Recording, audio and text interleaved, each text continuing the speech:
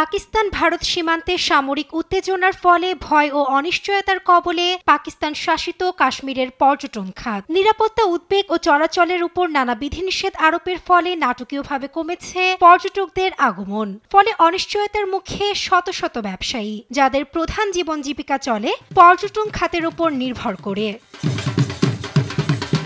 ভারত সীমান্তের খুব কাছে অবস্থিত জনপ্রিয় পর্যটন কেন্দ্র মুজাফফরবাদ জেলার পীরচিনাশী এলাকার হোটেলগুলো খালি পড়ে আছে। এর জন্য রাস্তা বন্ধকে দায়ী করছেন স্থানীয় রেস্তোরাঁর মালিক মোহাম্মদ সগির। ভারত ও পাকিস্তানের মধ্যে পরিস্থিতির অবনতি হয়েছে। এই এলাকাটি থেকে সীমান্ত নিকটবর্তী হওয়ায় রাস্তাঘাট বন্ধ করে দেওয়া হয়েছে। ফলে পর্যটকদের আগমন উল্লেখযোগ্যভাবে কমে গেছে।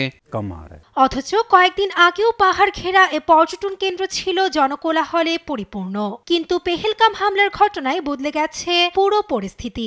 নীলাম ভ্যালিতে বর্তমানে আছে প্রায় ৩৭০টি হোটেল ও গেস্ট হাউস। তবে গেল ৮ দিন ধরে সেগুলো খালি। একই অবস্থা মুজাফফরবাদেও। চলাচলে নিয়ন্ত্রণ আরোপ করায় শুধু ক্ষতিগ্রস্ত হয়নি হোটেল রেস্তোরাঁ মালিকরা, অনিশ্চয়তার মুখে পুরো বাজার। তবে শুধু সীমান্তবর্তী উত্তেজনায় নয়, ব্যবসায়ী ভাটার পেছনে ঠান্ডা আবহাওয়াকেও অন্যতম কারণ বলে দেখছেন অনেক পর্যটক। এখানে রোববার অনেক ব্যবসা হতো, কিন্তু ভারত ও পাকিস্তানের মধ্যে সংঘর্ষের কারণে এখন লোকজন কম। ঠান্ডা আবহাওয়াও একটি কারণ, তবে মূল সমস্যা হলো সামরিক উত্তেজনা। তবে নানা প্রতিবন্ধকতার পরও এখনো অনেকেই দূর দূরান্ত থেকে ভ্রমণ করতে আসছে কাশ্মীরে, যাদের অনেকেরই বিশ্বাস এখনো এলাকাটি নিরাপদ। এখানে পরিস্থিতি খুবই শান্তিপূর্ণ। আমি সবাইকে এখানে আসতে পরামর্শ দেব।